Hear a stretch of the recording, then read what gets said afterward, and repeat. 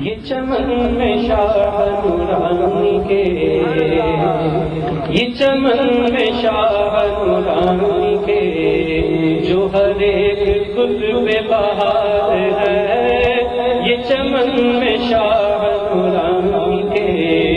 یہ چمن میں شاہ نورانی کے، جو ہر ایک گل پہ بہار ہے، یہ چمن میں شاہ نورانی کی، جو ہر ایک گل پہ بہار ہے، کرم رسول کریم کا، کرم رسول کریم کا،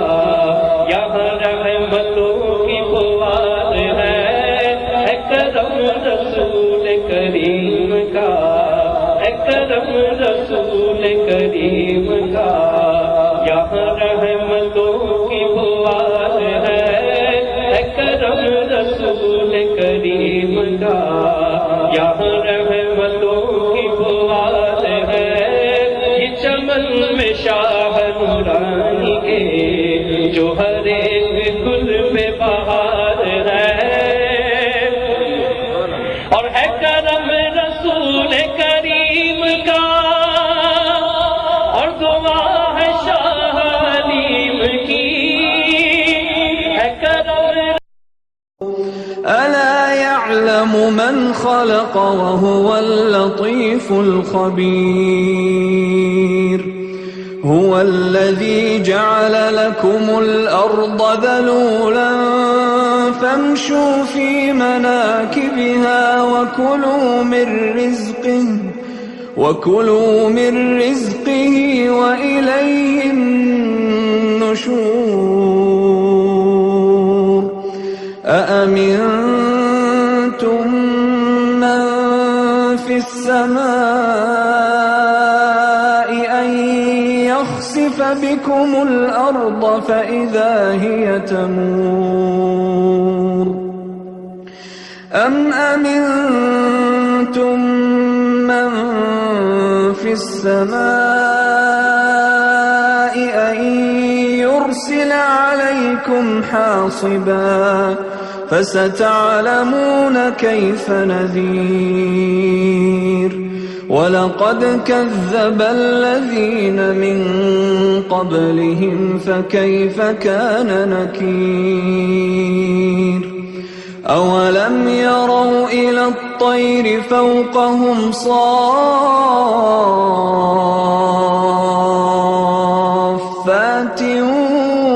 ويقبضن ما يمسكهن إلا الرحمن إنه بكل شيء بصير أمن هذا الذي هو جند لكم ينصركم من دون الرحمن إن الكافرون إلا في غرور أمن هذا الذي يرزقكم إن أمسك رزقه بل لجوا في عتو ونفور أفمن يمشي مكبا على وجهه أهدى أمن يمشي سويا على صراط مستقيم قل هو الذي أنشأكم وجعل لكم السمع والأبصار والأفئدة قليلا ما تشكرون قل هو الذي ذرأكم في الأرض وإليه تحشرون ويقولون متى هذا الوعد إن كنتم كنتم صادقين قل إنما العلم عند الله وإنما أنا نذير مبين فلما رأوه زلفة سيئت وجوه الذين كفروا وقيل هذا الذي كنتم به تدعون قل أرأيتم إن أهلكني الله ومن معي أو رحمنا فمن يجير الكافرين من عذاب أليم قل هو الرحمن آمنا به وعليه توكلنا فستعلمون من هو في ضلال مبين. ان کا باڈی گارڈ ایسا ہو جو فزیکلی جسمانی طور پر بہت قوی ہو، بہت طاقتور ہو، بہت توانا ہو، پہلوان ہو، باڈی بلڈر ہو، اور اس کا جسم بہت تندرست ہو، لیکن اس میں روح ہی موجود نہ ہو. اب آپ کا وہ باڈی گارڈ آپ کو کسی دشمن کے حملے سے نہیں بچاتا، تو کیا آپ اس پر اعتراض کرنے میں حق بجانب ہوں گے کہ تو نے مجھے کیوں نہیں بچایا، تو اتنا طاقتور ہے، اتنا قوی ہے، اتنا مضبوط ہے؟ آپ کو کوئی سمجھدار شخص بتائے گا، عقل مند شخص بتائے گا ہر چند کہ اس کا جسم قوی ہے، وہ بہت طاقتور ہے، لیکن اس میں روح ہی موجود نہیں ہے، وہ تو ایک لاش ہے، تو وہ تجھے دشمن کے حملوں سے کیسے بچائے گا؟ اسی طرح اگر آپ کا کوئی ایسا باڈی گارڈ ہے، ایسا محافظ ہے جس کا جسم اتنا کمزور ہے کہ وہ اپنے پاؤں پر ہی کھڑا نہیں ہو سکتا، اپنے قدموں پہ کھڑا نہیں ہو سکتا، لیکن اس میں روح موجود ہے، اب وہ آپ کو دشمن کے حملے سے اگر نہیں بچاتا، کوئی شخص آپ سے کہے، آپ اپنے محافظ سے کہیں کہ مجھے فلاں دشمن نے مجھ پر حملہ کیا، تو نے مجھے کیوں نہیں بچایا، تو سمجھدار شخص آپ کو بتائے گا کہ ہر چند کہ اس میں روح تو موجود ہے، اس میں روح موجود ہے، لیکن اس کا جسم اتنا کمزور ہے، اتنا نحیف ہے کہ وہ اپنے پاؤں پر بھی کھڑا نہیں ہو سکتا، تو تجھے وہ کیسے بچائے گا؟ ناظرین کرام، اسی طرح وہ لوگ جو نماز پڑھتے ہیں اور کہتے ہیں ہماری نماز ہمیں گناہوں سے کیوں نہیں بچاتی، حالانکہ کائنات قرآن میں ارشاد فرماتا ہے ان الصلاۃ تنہی عن الفحشاء والمنکر، نماز تو انسان کو ہر قسم کی برائیوں سے بچا لیتی ہے، لیکن ہماری نماز ہمیں کیوں نہیں بچاتی؟ تو اس کا جواب یہی ہے، نماز محافظ ہے، نماز حفاظت کرتی ہے، نماز میں بچانے کی طاقت ہے، لیکن آپ غور تو کریں کہ آپ کی نماز کا جسم اور روح دونوں موجود ہیں؟ اگر آپ کی نماز ایسی ہے کہ آپ نے تجوید کے قوانین نہیں پڑھے، آپ کے مخارج درست نہیں ہیں، درست ادائیگی الفاظ کے ساتھ اب نماز ادا نہیں کر رہی، آپ کی قرات درست نہیں ہے، اور رسالت میں آپ صلی اللہ علیہ وسلم کی سنت کے مطابق آپ ارکان ادا نہیں کر رہے، تو آپ کی نماز میں جسم ہی نہیں ہے. اور پھر اگر آپ کے ذہن میں دنیاوی خیالات ہیں،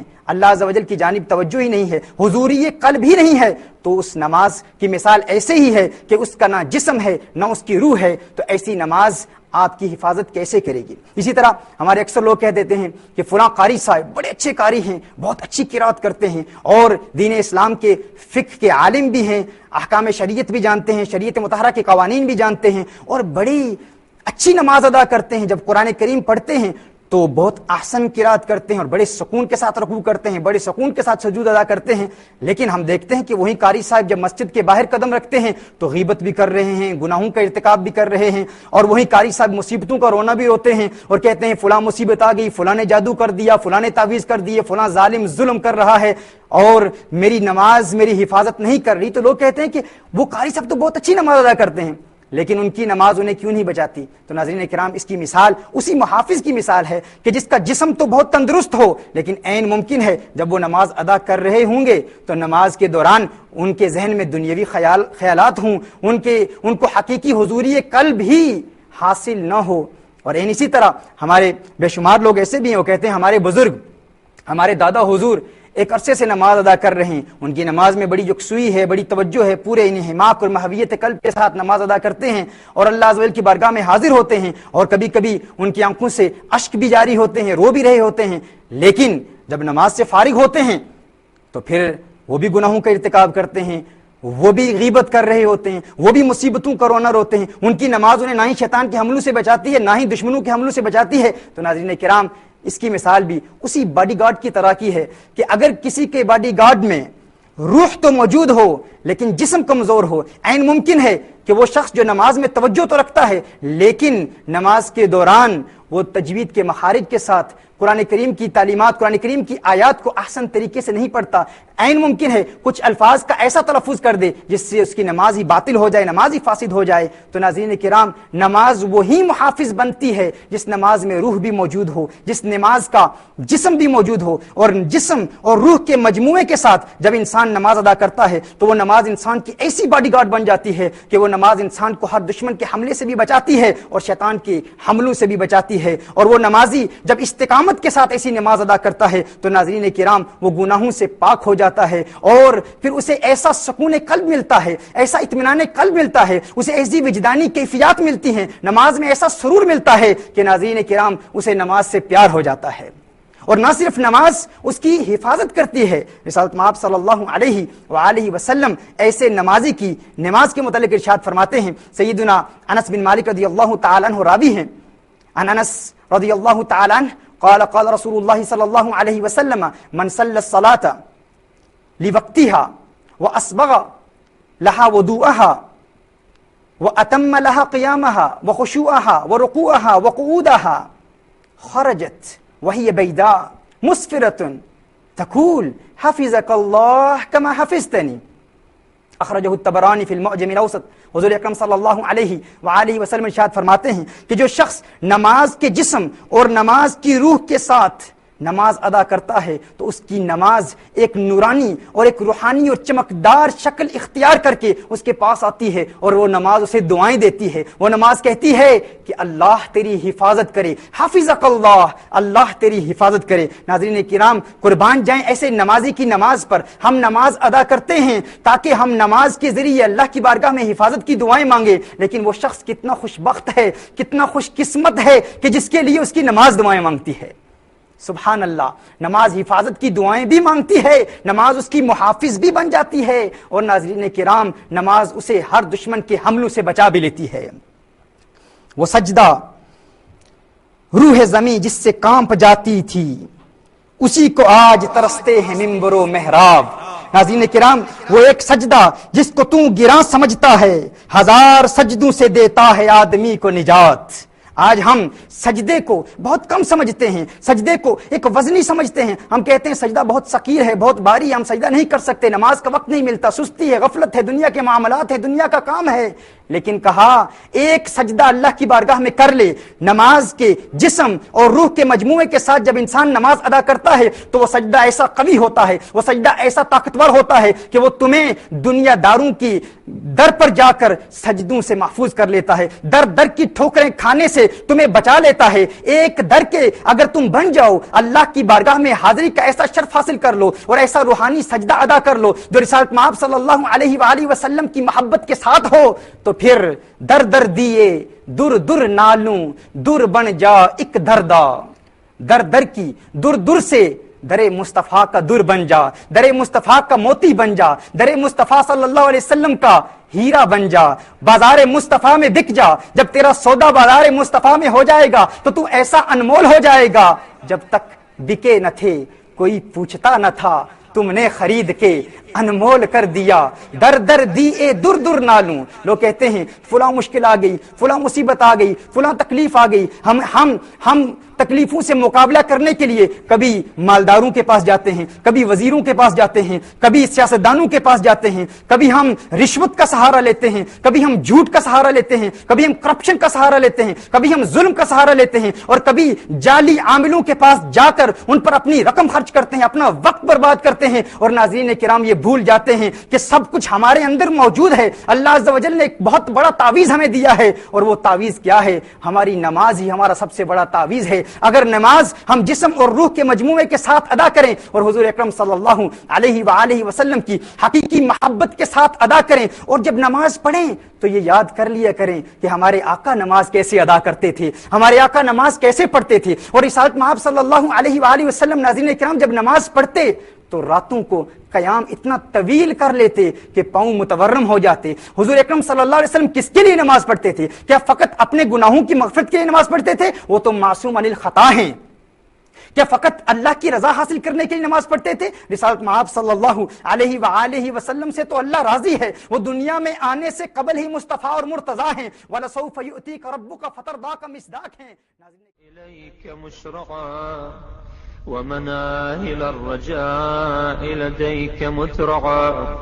والاستعانة بفضلك لمن أملك مباحا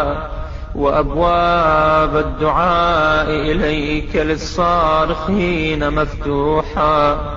وأعلم أنك للراجين بموضع إجابة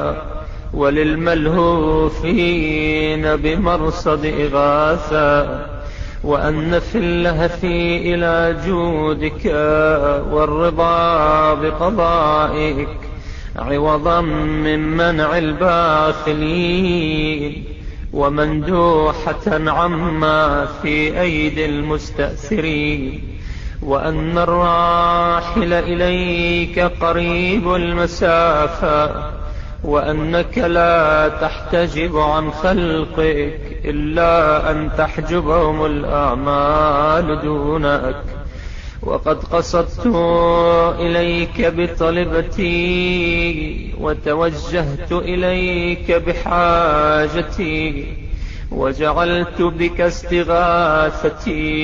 وبدعائك توسلي من غير استحقاق لاستماعك مني ولا استيجاب لعفوك عني بل لثقتي بكرمك وسكوني إلى صدق وعدك ولجئي إلى الإيمان بتوحيدك ويقيني بمعرفتك مني ألا رب لي غيرك ولا إله إلا أنت وحدك لا شريك لك اللهم أنت القائل وقولك حق ووعدك صدق واسأل الله من فضله إن الله كان بكم رحيما وليس من صفاتك يا سيدي أن تأمر بالسؤال وتمنع العطية وأنت المنان بالعطيات على أهل مملكتك والعائد عليهم بتحنن رأفتك إلهي ربيتني في نعمك وإحسانك صغيرا ونوهت باسمي كبيرا فيا من رباني في الدنيا بإحسانه وتفضله ونعمه وأشار لي في الآخرة إلى عفوه وكرمه معرفتي يا مولاي دليلي عليك وحبي لك شفيعي إليك وأنا واثق من دليلي بدلالتك وساكن من شفيعي إلى شفاعتك أدعوك يا سيدي بلسان اور ہے کرم رسول کریم کا اور دعا ہے شاہ حلیم کی ہے کرم رسول کریم کا ہے کرم رسول کریم کا اور دعا ہے شاہ حلیم کی یہ ہے ان کے عرس کی برکتیں یہ ہے ان کے عرس کی برکتیں یہ طلوع صبح بہار ہے یہ ہے ان کے عرس کی برکتیں یہ ہے ان کے عرس کی برکتیں یہ ہے ان کے عرس کی برکتیں کہ طلوع صبح بہار ہے شاہ